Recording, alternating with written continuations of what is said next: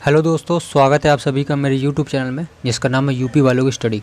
दोस्तों आज मैं आप लोगों को लेकर के आया हूँ ये सेशन। ये दोस्तों आपका कंप्यूटर अवेयरनेस के ऊपर एक सेशन है दोस्तों। और यहाँ पे मैं आपको बताने वाला हूँ कि जो मोस्ट इंपॉर्टेंट क्वेश्चन है जो हर साल एग्जामिनेशन में पूछे जाते हैं वही टॉप 25 क्वेश्चन दोस्तों मैं यहाँ पे लेकर आया हूँ। यानी कि 25 क्वेश्चन है दोस्तों जो मोस्ट इंपॉर्टेंट क्वेश्चन है जो हर साल एग्ज़ाम में आते ही आते हैं।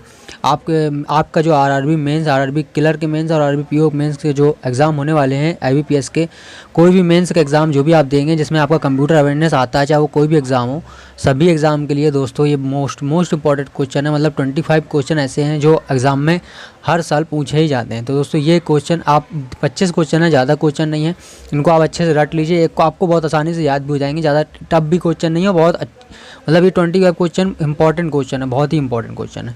तो दोस्तों ज़्यादा समय बर्बाद करते हुए सीधे हम चलते हैं। पहला क्वेश्चन हमारा क्या है हम देख लेते हैं। पहला क्वेश्चन आप देख सकते हैं इंग्लिश और हिंदी दोनों में दोस्तों मैं क्वेश्चन लेके आया हूँ।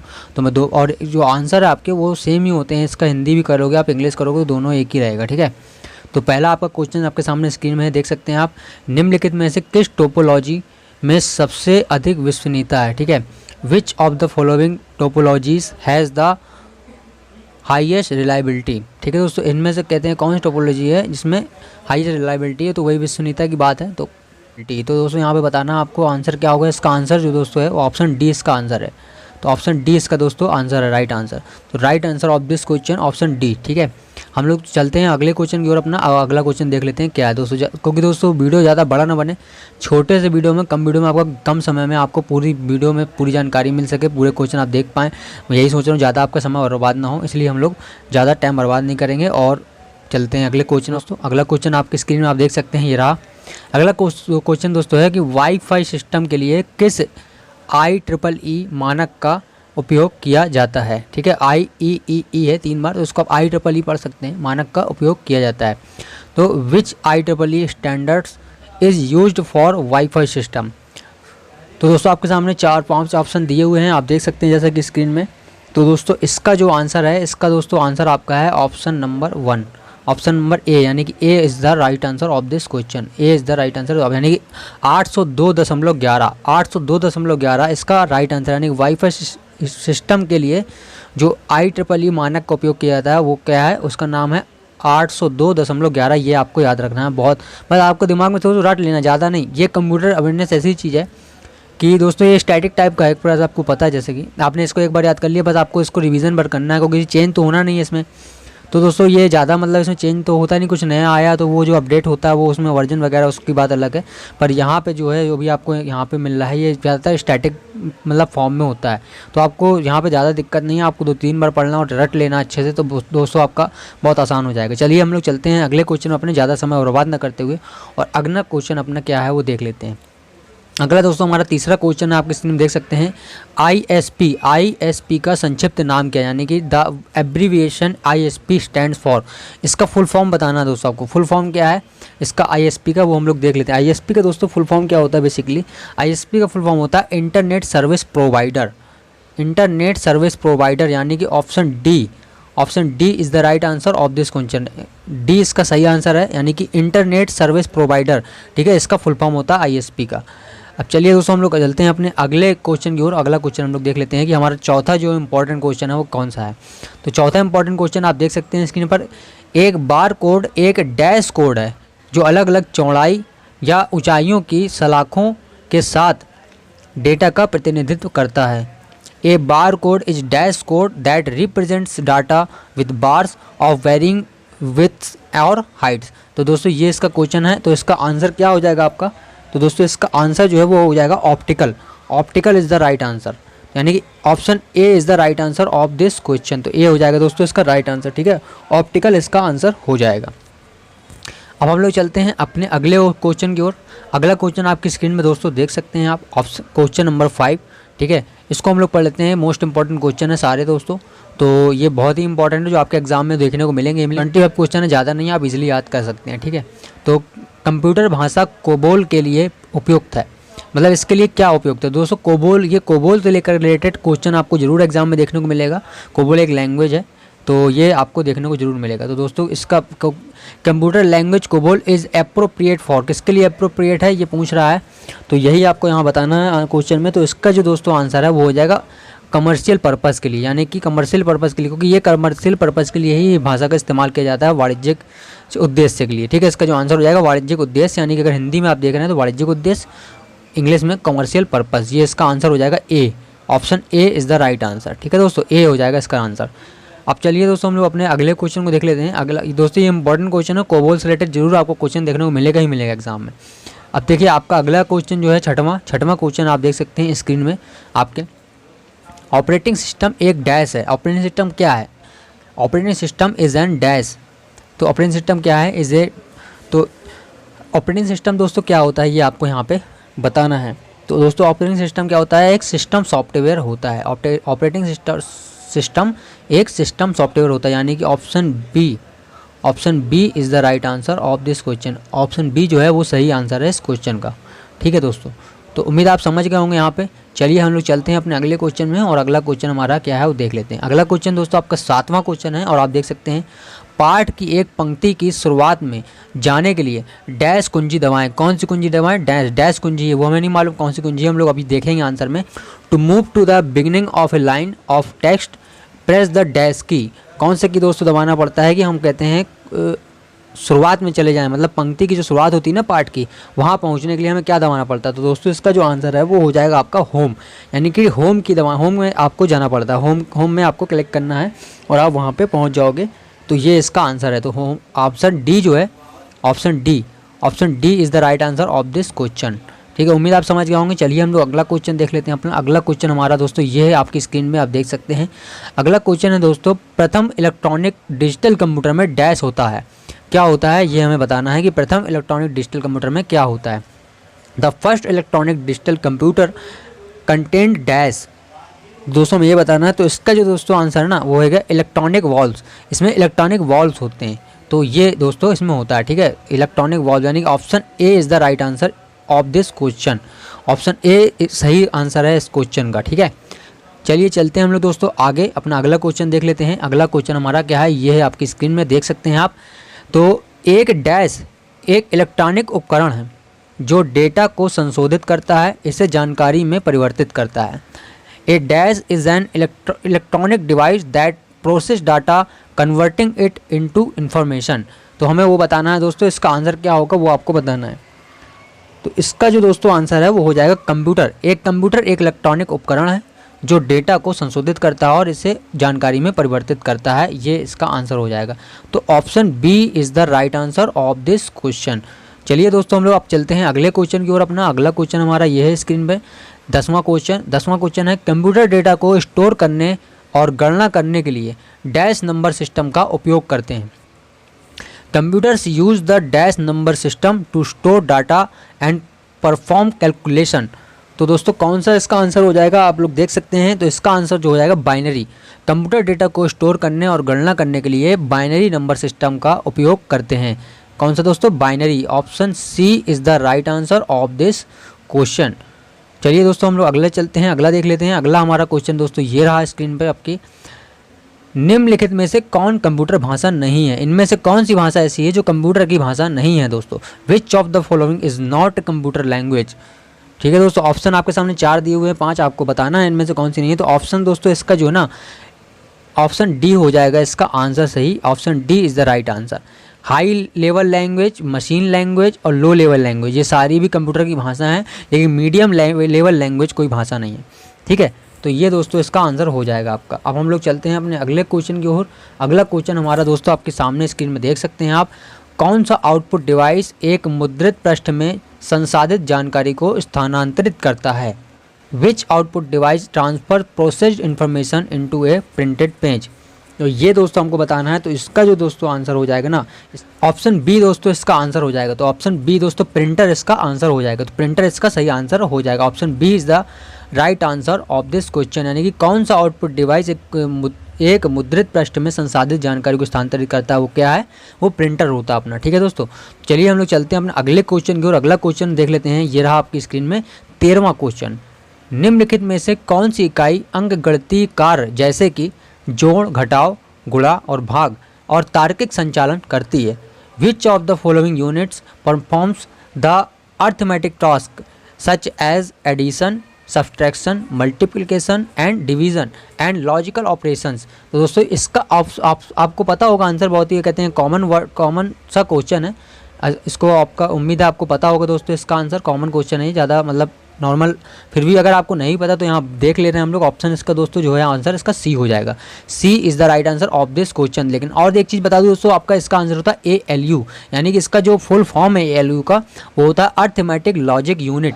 आपके सामने हो सकता है दोस्तों एग्जाम में आप केवल ALU लिख के आए, हो सकता है ALU केवल लिख के आए, पूरा फुल फॉर्म में ना लिख के आए, तो आपको ALU में टिक करना होगा। और ये भी हो सकता है कि आपके एग्जाम में पूछ ले इसका फुल फॉर्म, ALU का फुल फॉर्म क्या होता है, यानी कि इसका संक्षिप्त रूप क्या होता है, इसका एब्रिविएशन क्या होता है, ये पूछ सकता है। तो आपको इसके लिए देख लेना, आपको ऑप्शन में दिया होगा अर्थमेटिक लॉजिक यूनिट, जहाँ भी दिया होगा आपको वहाँ टिक कर देना। ठीक है दोस्तों, उम्मीद आप समझ गए होंगे। चलिए हम लोग चलते हैं अपने अगले क्वेश्चन की ओर। अगला क्वेश्चन आपकी स्क्रीन में ये रहा, देख सकते हैं आप 14वां क्वेश्चन। अधिकतम फॉन्ट आकार क्या है जो आप किसी भी वर्ण के लिए आवेदन कर सकते हैं, यानी कि what is the maximum font size you can apply for any character. किसी भी करेक्टर के लिए आप जो मतलब मैक्सिमम साइज क्या होता है फॉन्ट का वो बताना है आपको। तो दोस्तों इसका जो आंसर हो जाएगा, आंसर बी हो जाएगा इसका answer. Option B is the right answer of this question, यानी कि 1638 तक आप कहते हैं मैक्सिमम साइज कर सकते हैं फॉन्ट का, इससे ज़्यादा नहीं कर सकते हैं किसी भी करेक्टर के लिए। ये दोस्तों यहाँ पे इसका आंसर हो जाएगा। अब हम लोग चलते हैं अपने अगले क्वेश्चन की ओर, और अगला क्वेश्चन हमारा क्या है उसको देख लेते हैं। अगला क्वेश्चन दोस्तों आपका 15वां क्वेश्चन है। वेब के लिए आमतौर पर इस्तेमाल किया जाने वाला ग्राफिक प्रारूप डैश है। एक commonly used graphic format for the web is dash. तो क्या होता है दोस्तों वो बताना है आपको। तो दोस्तों इसका जो आंसर है वो GIF इसका आंसर हो जाएगा। Option A is the right answer of this question. ठीक है दोस्तों, चलिए हम लोग चलते हैं। और इसका दोस्तों ऑप्शन में जो GIF है इसका फुल फॉर्म आप कमेंट बॉक्स में बताइएगा, अगर आपको पता है कोई कमेंट बॉक्स में। ये भी आपको मतलब कि आंसर में एग्जाम में पूछ सकता है कि GIF का फुल फॉर्म क्या होता है, यानी कि इसका संक्षिप्त रूप क्या होता है। इसको आपको मैं ये आपको होमवर्क के लिए दे रहा हूँ, आपको इसको कमेंट बॉक्स में बताना है। ठीक है, चलिए हम लोग चलते हैं अगले प्रश्न की ओर। हमारा अगला प्रश्न है 16वां प्रश्न।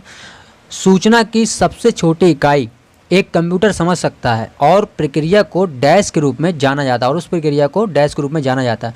The smallest unit of information एक computer can understand and process is known as dash. तो किस नाम से वो जाना जाता है दोस्तों, सबसे छोटी इकाई के लिए बात कर रहा है। तो ये आपके दिमाग में क्लिक कर गया होगा, हो सकता है अगर आपने थोड़ा बहुत भी कभी कंप्यूटर की बेसिक नॉलेज भी की होगी। तो दोस्तों इसका आंसर सिंपली दोस्तों कुछ नहीं, बिट है इसका आंसर। तो इसका आंसर क्या हो जाएगा, option D. Option D will be right answer of this question. उम्मीद आप दोस्तों समझ गए होंगे, आंसर डी इसका सही आंसर हो जाएगा। यानी कि बिट होती है सबसे छोटी इकाई। ठीक है, सूचना की सबसे छोटी इकाई बिट होती है, जो एक कंप्यूटर समझ सकता है और प्रक्रिया को और प्रोसेस होती है इसकी। ठीक है, तो ये होता है, उसको हम बिट के नाम से जानते हैं। अगला क्वेश्चन देख लेते हैं दोस्तों। अगला क्वेश्चन आपका 17वां क्वेश्चन है, आपकी स्क्रीन में देख सकते हैं आप। निम्नलिखित में से कौन सी एक प्रोग्रामिंग भाषा है।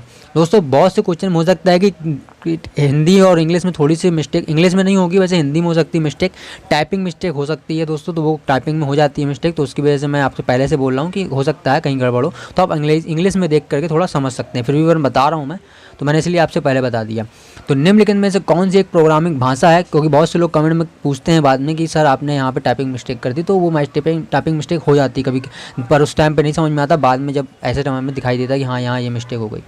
तो विच of the following is a programming language, कौन सी प्रोग्रामिंग भाषा है ये आपको बताना है दोस्तों। तो दोस्तों इसका जो आंसर हो जाएगा ना, लोटस भी नहीं है, MS एक्सेल भी नहीं है, तो इसका आंसर जो है ऑप्शन बी हो जाएगा, pascal is the right answer of this question दोस्तों। यानी कि ये जो आंसर बी है पास्कल, ये एक प्रोग्रामिंग भाषा है। क्या है, प्रोग्रामिंग भाषा है। चलिए हम लोग चलते हैं अगले प्रश्न की ओर अपना। और अगला प्रश्न हमारा दोस्तों स्क्रीन में आपके देख सकते हैं आप, ये रहा। ये दोस्तों एब्रीविएशन के ऊपर, यानी कि वही है, फुल फॉर्म बतानी है आपको इसकी, यानी कि इसका संक्षिप्त रूप बताना है। EBCDIC इसका मतलब क्या है, यानी कि इसकी फुल फॉर्म क्या है ये बतानी है आपको। तो दोस्तों इसका जो आंसर हो जाएगा, इसका आंसर हो जाएगा ए, ऑप्शन ए आंसर हो जाएगा, यानी कि extended binary coded decimal interchange code. Extended binary coded decimal interchange code, ये दोस्तों इसका आंसर हो जाएगा, यानी कि option A will be right answer of this question. ठीक है दोस्तों, चलिए हम लोग अब चलते हैं अपने अगले प्रश्न की ओर। अगला प्रश्न हमारा दोस्तों ये रहा स्क्रीन में 19वां प्रश्न, माइक्रोसॉफ्ट पावर पॉइंट में अधिकतम जूम प्रतिशत कितना होता है। मतलब आप माइक्रोसॉफ्ट पावर पॉइंट आपने चलाया होगा कभी ना कभी, अगर नहीं भी चलाया तो क्वेश्चन आपको याद करना है आंसर कि इसमें कितना अधिकतम आप जूम कर सकते हैं, कितना, what is the maximum zoom percentage in Microsoft power point. तो दोस्तों इसका जो आंसर हो जाएगा ऑप्शन सी हो जाएगा, यानी कि आप 400% तक, 400% तक आप इसमें जूम कर सकते हैं। ठीक है दोस्तों, ये इसका आंसर हो जाएगा option C. Option C will be the right answer of this question. ठीक है दोस्तों, चलिए हम लोग चलते हैं अपने अगले प्रश्न की ओर। और अगला प्रश्न हमारा ये रहा आपकी स्क्रीन में 20वां प्रश्न है, कंप्यूटर का कौन सा भाग जानकारी संग्रहित करने में मदद करता है। Which part of the computer helps to store information. तो दोस्तों कौन सा है वो आंसर आप बता सकते हैं, आपके दिमाग में क्लिक कर रहा होगा, हो सकता है अगर आपने पढ़ा है तो आपके दिमाग में क्लिक कर गया हो। तो दोस्तों इसका आंसर जो है वो ऑप्शन ए है, यानी कि डिस्क ड्राइव। डिस्क ड्राइव दोस्तों इसका आंसर, यानी कंप्यूटर का वो भाग कौन सा है, वो है डिस्क ड्राइव, जो जानकारी को संग्रहित करने में मदद करता है, डिस्क ड्राइव। ठीक है दोस्तों, option A is the right answer. चलिए हम लोग चलते हैं अपने अगले प्रश्न की ओर। अगला प्रश्न हमारा दोस्तों ये रहा 21वां प्रश्न, यानी 21st क्वेश्चन हम लोग आज देख रहे हैं। तो एक त्रुटि के रूप में भी जाना जाता है, क्या जाना जाता है, एक त्रुटि के रूप में भी जाना जाता है, क्या जानते हैं हम लोग एक त्रुटि के रूप में, यानी कि an error is also known as dash. तो क्या होता है दोस्तों, इसका आंसर दोस्तों क्या हो जाएगा, इसका आंसर हो जाएगा बग। तो दोस्तों इसका आंसर जो हो जाएगा वो हो जाएगा बग। उम्मीद आप समझ गए होंगे, option A is the right answer of this question. ठीक है दोस्तों, अब हम लोग चलते हैं अपने अगले क्वेश्चन की ओर। हमारे दोस्तों देखिए यहाँ 21 क्वेश्चन हो चुके हैं और हम लोग के ज़्यादा थोड़े से क्वेश्चन रह गए हैं, वो भी हम लोग यहाँ पे अपने कवर कर लेते हैं। अब हम लोग चलते हैं अपने मूव करते हैं अगले नेक्स्ट क्वेश्चन की ओर। नेक्स्ट क्वेश्चन आपकी स्क्रीन में ये रहा 22nd, यानी कि 22वां क्वेश्चन आपकी स्क्रीन में। ठीक है, एक समय में एक से अधिक एप्लीकेशन चलाने के लिए ओएस की क्षमता को कहा जाता है, क्या कहा जाता है, ये पूछ रहा है कि क्या कहा जाता है। ओएस का मतलब क्या होता है दोस्तों, ओएस का मतलब होता है ऑपरेटिंग सिस्टम, ऑपरेटिंग सिस्टम होता है। ठीक है दोस्तों, यानी कि the ability of an OS to run more than one application at a time is called dash, is called what. तो दोस्तों आपको यही बताना है कि क्या कहा जाता है। तो इसका आंसर जो है दोस्तों मल्टीटास्किंग, यानी option A is the right answer. Option A will be the right answer of this question, यानी कि दोस्तों एक समय में एक से अधिक काम करना एप्लीकेशन चलाने के लिए जो ऑपरेटिंग सिस्टम की क्षमता को क्या कहते हैं, मल्टीटास्किंग कहते हैं। क्या कहते हैं, मल्टीटास्किंग। यानी कि मल्टीटास्किंग का मतलब भी वही होता है कि मतलब बहु काम करना, यानी कि एक से अधिक काम करना, उसे बोलते हैं मल्टीटास्किंग। तो यहाँ से भी आप समझ सकते थे। चलिए हम लोग अपने अगले प्रश्न की ओर मूव करते हैं। और अगला क्वेश्चन दोस्तों आपके सामने है 23rd क्वेश्चन, यानी कि 23वां क्वेश्चन, निम्नलिखित में से कौन सी कक्षा ए के एक IP पते का डिफ़ॉल्ट मुखौटा है। Which of the following is the default marks of a class A IP address. मतलब क्लास A IP एड्रेस का डिफ़ॉल्ट मास्क पूछा है, मास्क क्या है ये आपको बताना है यहाँ पे दोस्तों। तो अब इसका आंसर दोस्तों क्या हो सकता है, इसका आंसर हो जाएगा दोस्तों option C. Option C will be the right answer of this question. Option C इसका सही आंसर, यानी कि 255.0.0.0। चलिए चलते हैं हम लोग अपने अगले प्रश्न की ओर। अगला प्रश्न हमारा आपकी स्क्रीन में ये रहा 24th क्वेश्चन, यानी कि 24वां क्वेश्चन आपकी स्क्रीन में आ चुका है। निम्नलिखित में से कौन सी भंडारण की सबसे बड़ी इकाई है। Which of the following is the largest unit of storage. दोस्तों ये बताना है, उम्मीद आपको पता होगा ये चीज़। आजकल वैसे हर कोई मोबाइल चलाता है तो इतनी नॉलेज वैसे सबको हो गई है, हर कोई जानने लगा। जो कंप्यूटर नहीं भी चलाता उससे भी नॉलेज हो चुकी है कि GB का मतलब क्या होता है, KB का मतलब क्या होता है, MB का मतलब क्या होता है, बहुत सुना होगा आपने। हो सकता है आपने TV का मतलब ना सुना हो, तो इसका आंसर TB ही है। इसका आंसर क्या हो जाएगा दोस्तों, option D. Option D is the right answer of this question. तो दोस्तों यही होता है, जिस तरीके से आपने GB सुना है, GB से बड़ा होता है KB होता है, GB होता है, KB होता है सबसे, फिर उसके बाद आता है MB, फिर KB, फिर GB, फिर TB। ये ट्यूबरक्लोसिस नहीं है, ये TB है। जैसे MB होता है आपका, तो उसी तरीके से TB होता है। ठीक है, चलिए हम लोग अब अगले क्वेश्चन की ओर मूव करते हैं। अगला क्वेश्चन दोस्तों देख लेते हैं, अगला और last question of this session. तो दोस्तों ये आपका 25th क्वेश्चन आ चुका है, जो मोस्ट इंपॉर्टेंट दोस्तों। सारे क्वेश्चन आपके लिए बहुत ही चुनिंदा क्वेश्चन है दोस्तों ये आपके, और आपके हर बार एग्जाम में आते हैं, पूछे जाते हैं। तो ये ज़रूर आप रट लीजिए, अच्छे से याद कर लीजिए, बहुत ही ईजिली याद भी हो जाएंगे। तो दोस्तों 25वां क्वेश्चन है, कंप्यूटर द्वारा इस्तेमाल किया जाने वाला प्राथमिक उपकरण कौन सा है जो सूचना को स्टोर करता है। The primary device that computer uses to store information is dash. तो दोस्तों ये बताना है आपको, इसका आंसर क्या हो जाएगा ये बताइए। तो इसका आंसर दोस्तों क्या हो जाएगा, इसका आंसर हो जाएगा दोस्तों हार्ड ड्राइव, यानी कि option D. Option D will be the right answer of this question, hard drive. इसका आंसर क्या हो जाएगा दोस्तों हार्ड ड्राइव, यानी कि कंप्यूटर द्वारा इस्तेमाल किया जाने वाला प्राथमिक उपकरण, यानी कि ये प्राथमिक उपकरण है। क्या है, कंप्यूटर द्वारा इस्तेमाल किया जाने वाला प्राथमिक उपकरण, इसका नाम है हार्ड ड्राइव, जो सूचना को स्टोर करता है, हार्ड ड्राइव। उम्मीद है दोस्तों आप समझ गए होंगे, यहाँ पे सब कुछ आपके समझ में आ गया होगा। ये 25 क्वेश्चन हम लोग ने यहाँ पे कर लिए हैं। Hope you like it. अगर दोस्तों अगर आपको ये पसंद आया हो और आपको इसी तरह कोई सेशन और चाहिए हो, आप मुझे कमेंट बॉक्स में कमेंट करके जरूर बताइएगा कि आपको ऐसे कुछ सेशन और बनाने के लिए, तो मैं जरूर ऐसे सेशन आपके लिए और लाऊंगा। ये मोस्ट इंपॉर्टेंट क्वेश्चन है जो आपके आने वाले एग्जाम में जरूर आपको देखने को मिलेंगे। बहुत ही मोस्ट इंपॉर्टेंट क्वेश्चन है, टॉप 25 क्वेश्चन दोस्तों मैंने यहाँ पे करा दिए हैं आपके, और बहुत ही आप आसानी से याद कर लोगे इसको। तो उम्मीद है आपको वीडियो पसंद, अगर आया हो पसंद तो इसको शेयर जरूर कीजिएगा अपने फैमिली में, अपने दोस्तों के साथ, ताकि उनकी भी हेल्प हो सके, उनका भी भला हो सके।